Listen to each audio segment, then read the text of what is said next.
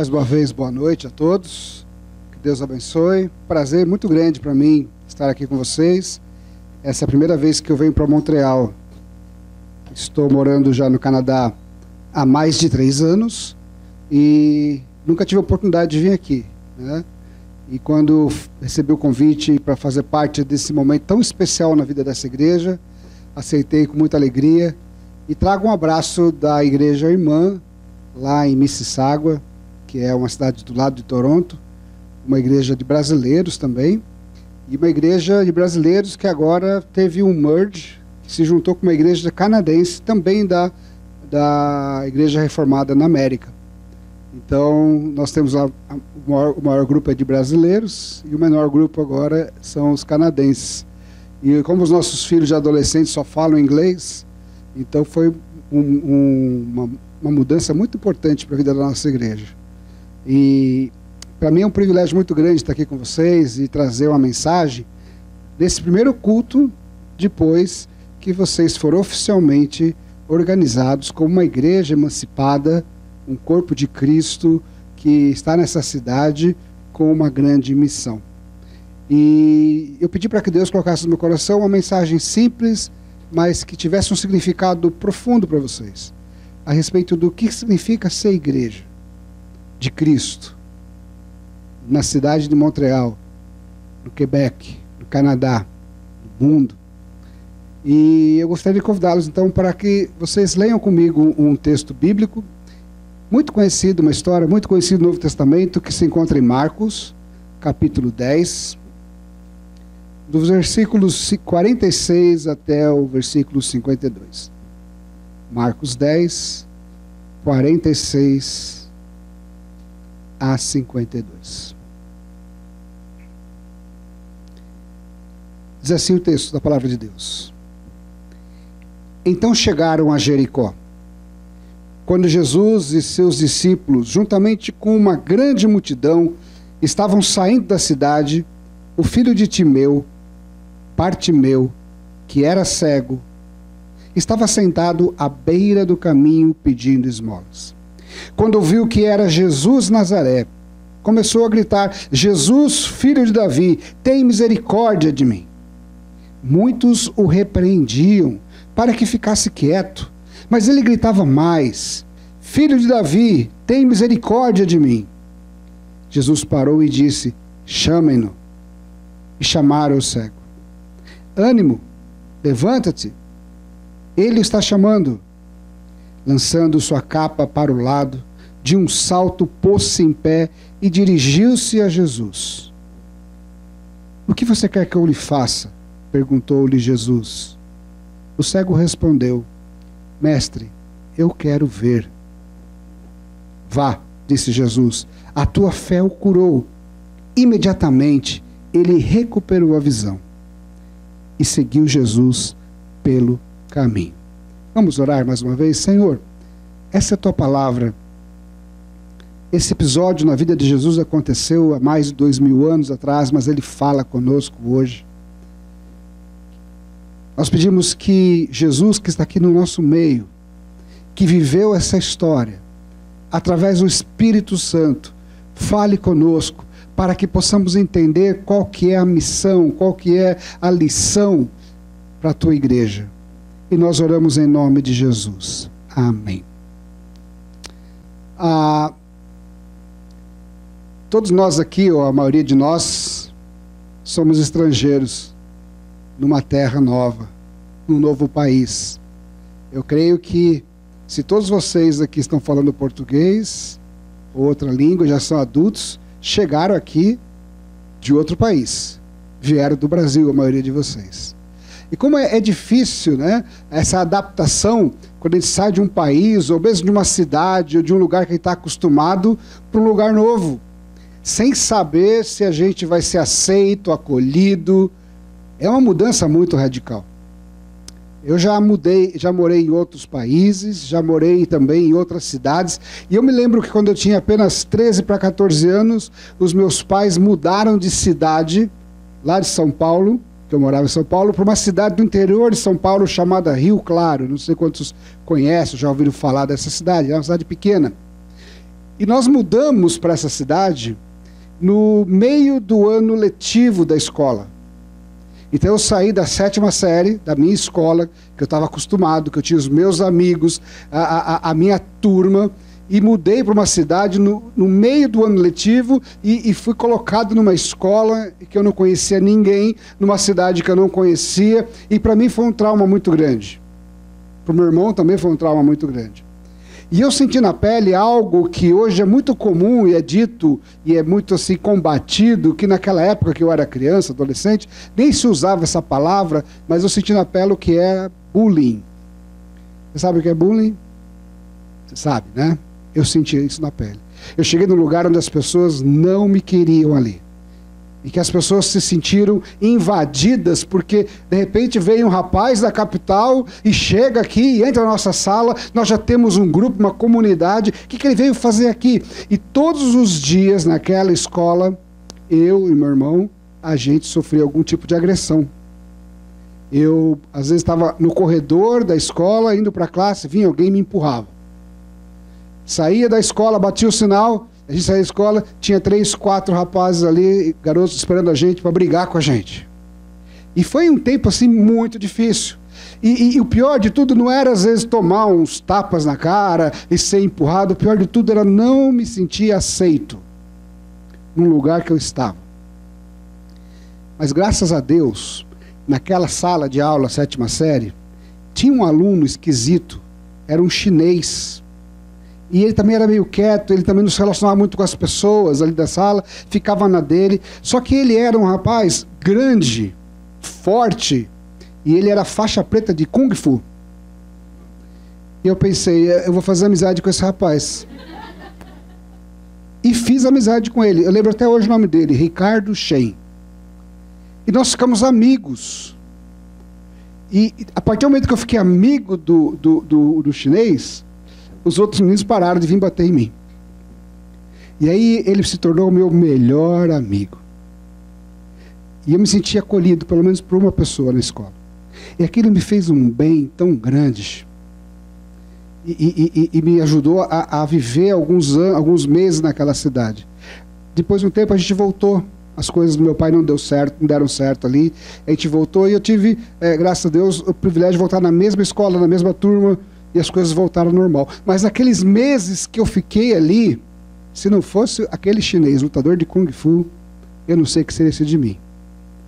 E por que eu estou dizendo isso? Porque quando a gente lê essa história aqui, a gente ouve uma história de alguém que sofria bullying, de alguém que não fazia parte, de alguém que era rejeitado. E esse alguém tem nome, se chama Bartimeu. E ele é uma pessoa que, além de ter nome, ele tem uma família. Ele é filho de Timeu.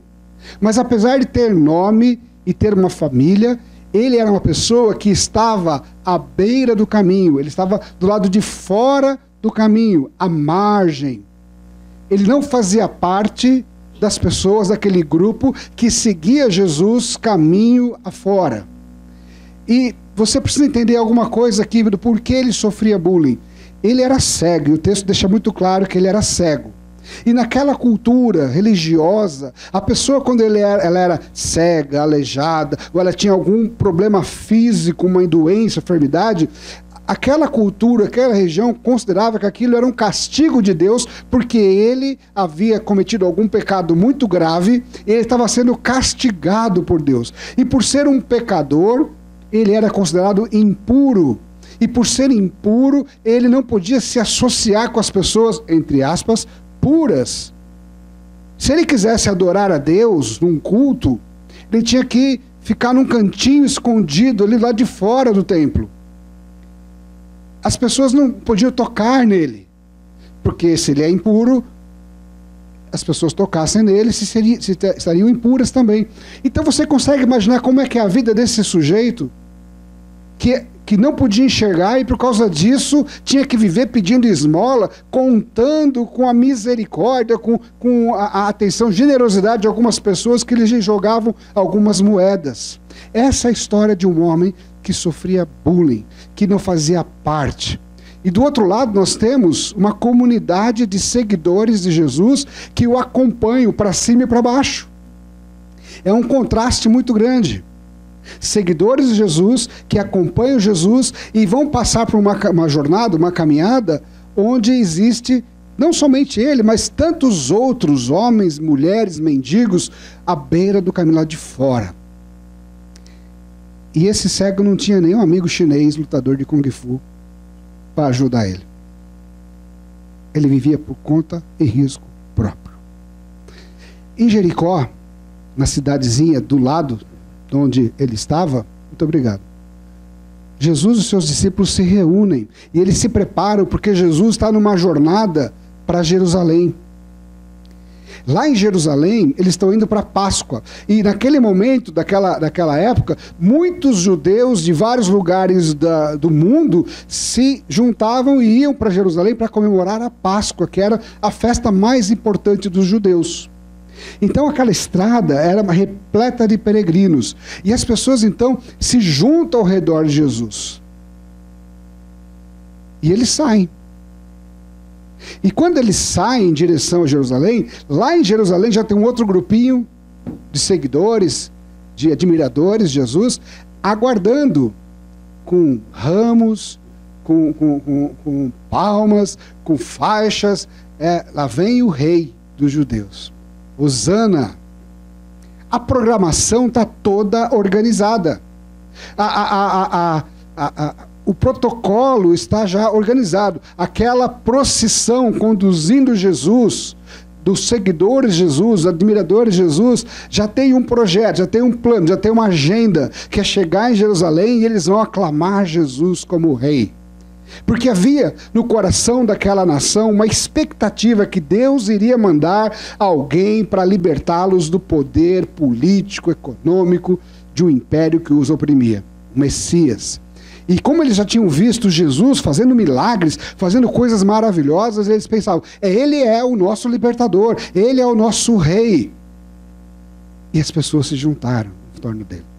E ele tinha aquele grupo mais próximo dos 12 discípulos, e 2 deles, um pouco antes deles saírem, se aproximam de Jesus assim, meio que na surdina, sem os outros perceberem, e fazem-lhe um pedido. E Jesus pergunta, o que vocês querem? E eles falam assim, Jesus, quando o Senhor estiver na sua glória, e eles estão pensando que é a semana que vem lá em Jerusalém, será que um de nós pode sentar à direita e outro à esquerda? O que eles estão pedindo? Eles estão pedindo algo mais ou menos assim, olha, quando o Senhor for rei, será que eu posso ser o ministro da economia e ele ser o chefe da casa civil? Era essa a expectativa que eles tinham, de que Jesus iria tomar o poder e que Jesus iria fazê-los prosperar. E quando eles saem, Jesus então fala para eles, olha, vocês não sabem o que vocês estão pedindo. Por acaso vocês podem beber o meu cálice? Porque Jesus sabia o que ia acontecer. O que ia acontecer? Ele ia ser entregue nas mãos dos malfeitores, dos homens maus. Ele ia ser julgado, condenado, morto. Crucificado e morto. Parece que aqueles seguidores de Jesus, eles não estão enxergando muito bem o que vai acontecer.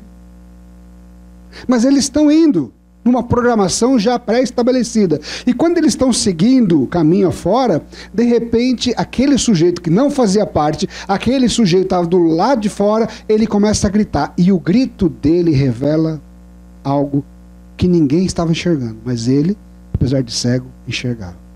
Aquele era Jesus, o Nazareno. E ele diz, Jesus, filho de Davi, tem misericórdia de mim. E aí os seguidores de Jesus, quando percebem aquele tumulto, o que eles fazem? Eles se aproximam dele e dizem, fica quieto, rapaz, não atrapalha, cale-se. Eles o repreendem. Aqueles que seguiam Jesus, olham para aquele sujeito que pede por misericórdia, e esses que seguiam Jesus não têm misericórdia. E não agem com misericórdia. E eu quero fazer uma pausa aqui para a gente pensar um pouco o que isso tem a ver com a gente. Talvez você já entendeu o que tem a ver com a gente. Nós somos os seguidores de Jesus. Nós somos aqueles que temos a nossa já programação. Nós somos aqueles que estamos em torno de Jesus e temos uma expectativa a respeito do que Jesus é para nós. E eu não estou dizendo que isso está errado. Mas muitas vezes nós estamos tão focados naquilo que Jesus pode ser para nós, que nós perdemos de vista quem que é Jesus para a humanidade. Quem é Jesus para aqueles que ainda não fazem parte? Quem é Jesus para aqueles que estão do lado de fora, gritando, tem alguém misericórdia de mim?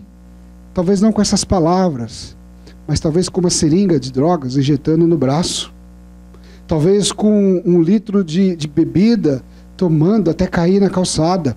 Talvez com uma vida desregrada, procurando preencher o vazio do coração, porque a pessoa está desesperada. E muitas vezes essas pessoas que não se encaixam no nosso jeito de falar, no nosso jeito de agir, elas são vistas até por nós mesmos como pessoas que vão incomodar. E o negócio é a gente seguir a nossa rotina, o nosso protocolo. Vamos para Jerusalém com Jesus, aclamá-lo rei. Você percebe? Talvez você pensou que eu ia falar assim, a gente, como imigrantes, aqui corremos o risco de sofrer bullying. Isso pode acontecer. Imagino que talvez muitos de vocês já sentiram isso na pele. Mas eu estou alertando aqui que nós, como cristãos, como discípulos de Jesus, podemos correr o risco de fazermos bullying com aqueles que não estão aqui ainda, que não fazem parte. Porque é muito fácil a gente perder de vista o que é o reino de Deus. E o que é o reino de Deus? O reino de Deus é um reino de misericórdia. E Jesus, então, ele quebra todo o protocolo. Jesus quebra toda aquela agenda, porque mais importante do que uma agenda, do que uma programação, do que qualquer outra coisa preparada pelas pessoas, é a vida de uma pessoa. Quando Jesus está no meio daquela multidão, e aquele cego à beira do caminho, que tentam calá-lo, começa a gritar mais alto, Jesus, Jesus, tem misericórdia de mim. E quando Jesus ouve o nome dele, e o pedido de misericórdia, ele para. Para mim isso é fantástico, porque você tem uma oração que a gente pode fazer e deve fazer nos momentos mais difíceis da nossa vida, é essa oração simples. Jesus, tem misericórdia de mim. Essa oração ela é poderosa, sabe por quê? Porque quando a gente faz essa oração de coração sincero, nós estamos nos despindo de todo o orgulho, de toda a soberba, estamos nos reconhecendo como miseráveis. Miséria de coração, misericórdia, essa palavra ela tem um significado muito especial. A gente sabe que quem tem problema no coração tem problema cardíaco. Miséria, a gente sabe o que é isso, é pobreza. Quando a gente fala misericórdia de coração, ele está falando que a gente tem uma pobreza no coração. E aí você vai lembrar das bem-aventuranças, a primeira bem-aventurança, Jesus que diz, bem-aventurados os humildes, porque é deles o reino dos céus. Quando Jesus ouve alguém dizendo, Senhor, tem misericórdia de mim, ele está ouvindo alguém que teve a capacidade de entender de que ele não é nada, que os estudos que ele tem, que o poder que ele tem, que o dinheiro que ele tem, que tudo aquilo que você alcançou na sua vida não vale nada, e que você é um miserável. E quando ele ouve essa oração, ele para, ele escuta, e ele manda chamar Bartimeu. E aí é interessante porque a história muda de direção. Aqueles que talvez que tinham falado para ele, fica quieto, não atrapalha, eles então percebem que mudou o protocolo, eles se aproximam meio sem graça e falam, aí rapaz, levanta, tenha bom ânimo, ele abriu um espaço na agenda dele para receber você, e Bartimeu não dá nem bola porque eles estão falando, quando ele descobre que Jesus está chamando, ele dá um salto, ele joga fora a sua capa, as poucas moedas que ele tinha rolam pelo chão, ele não está nem aí com essas moedas, e ele vai caminhando na direção de Jesus, tocando talvez os ombros das pessoas, porque ele não enxergava, mas ele ouvia e sabia onde é que Jesus estava. E ele chega frente a frente, cara a cara com Jesus. E ele ouve de Jesus a mesma pergunta que Jesus fez para Tiago e João antes: o que você quer que eu faça? E a resposta dele: Senhor, que eu torne a ver.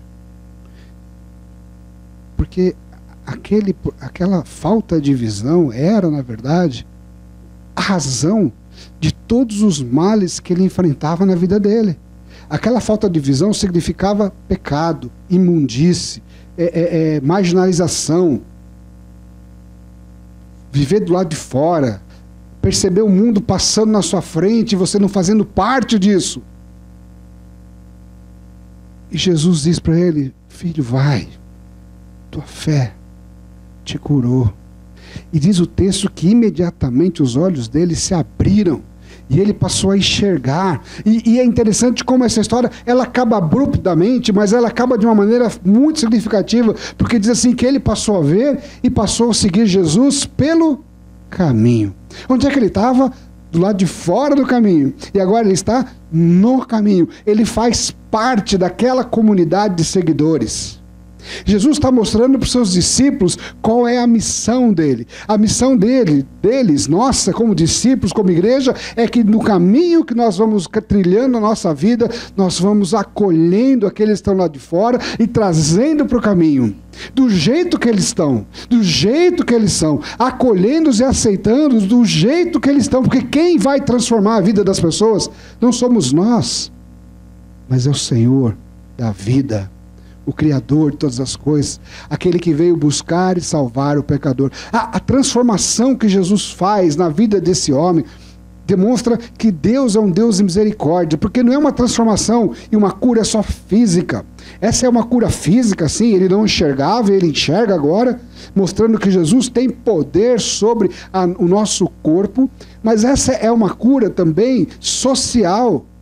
Ele não fazia parte, e agora ele faz parte. E ela é uma cura espiritual, porque ele era considerado um pecador, imundo, e Jesus retira dele aquilo que o tornava imundo. Como ele faz com cada um de nós? Ele retira de nós os nossos pecados. E ele fez isso quando ele foi para a cruz. Ele chegou em Jerusalém, ele foi aclamado rei, e ele era rei, mas depois as pessoas o rejeitaram. E ele foi para a cruz, porque assim havia determinado Deus, que o justo pagasse pelo injusto. E lá na cruz, com os braços estendidos, ele derramou o seu sangue. E o seu sangue foi derramado pelos nossos pecados, para que os nossos pecados fossem removidos. O que Jesus faz com Bartimeu é apenas uma espécie de aperitivo daquilo que ele está fazendo com cada um de nós, nos curando emocionalmente, socialmente, fisicamente e espiritualmente, fazendo a paz entre nós e Deus. Porque nós estamos simplesmente nessa fase da estrada de Jericó para Jerusalém, nós estamos na estrada para a eternidade. E é nessa estrada que as pessoas se juntam a nós, que nós nos juntamos a Deus. Mas o que nos espera, o que nem olhos viram, o que nem ouvidos ouviram, está por vir. E se nós cremos nisso, nós não temos mais olhos para nós mesmos, tão somente para nós mesmos. Nós entendemos que como comunidade, como igreja, fomos chamados para sermos uma igreja acolhedora, uma igreja que abraça, uma igreja que quando ouve alguém gritando, tem misericórdia de mim, a gente estende o braço e a gente recebe. Que igreja vamos ser aqui em Montreal? A igreja de Jesus. Pessoas que não faziam parte, mas agora fazem parte. E pessoas que acolhem aqueles que não fazem parte. Eu espero poder voltar daqui um tempo aqui, daqui alguns meses, e perceber e ver aqui aqueles que não faziam parte, do lado de vocês. Espero poder vir aqui, daqui um tempo, e conversar com o pastor Claudemir, e ele fala para mim assim: pastor Adri, esse ano nós batizamos tantas pessoas que se renderam ao Evangelho, pessoas que estavam na vida aí como Bartimeu, sofrendo bullying, não se sentindo parte, não se sentindo acolhidas numa cidade que muitas vezes é hostil para o estrangeiro. mas que através dessa igreja que se chama Luz para as Nações, se sentiram acolhidos, perceberam o amor de Deus. As pessoas muitas vezes falam: como é que Deus demonstra o amor dele por nós? Como é que Deus nos abraça? Como é que Deus enxuga as nossas lágrimas? Como é que Deus nos levanta quando estamos no chão? Quando Deus coloca um irmão, uma irmã do meu lado e Ele me abraça. Quando eu estou chorando e Ele me consola. Nós somos os braços de Deus. Nós somos o coração de Deus. Nós somos os olhos de Deus. Para aqueles que não têm olhos sobre eles. Para aqueles que não têm mão estendida sobre eles. Para aqueles que não têm esperança sobre eles. Para aqueles que estão chegando no Canadá todas as semanas, se sentindo perdidos, mas que pode perceber a luz dessa igreja, se sentirem atraídos por essa comunidade, e se sentirem abraçados por Deus através de vocês. Que Deus os abençoe. Que essa igreja seja luz para todos os povos. No nome de Jesus.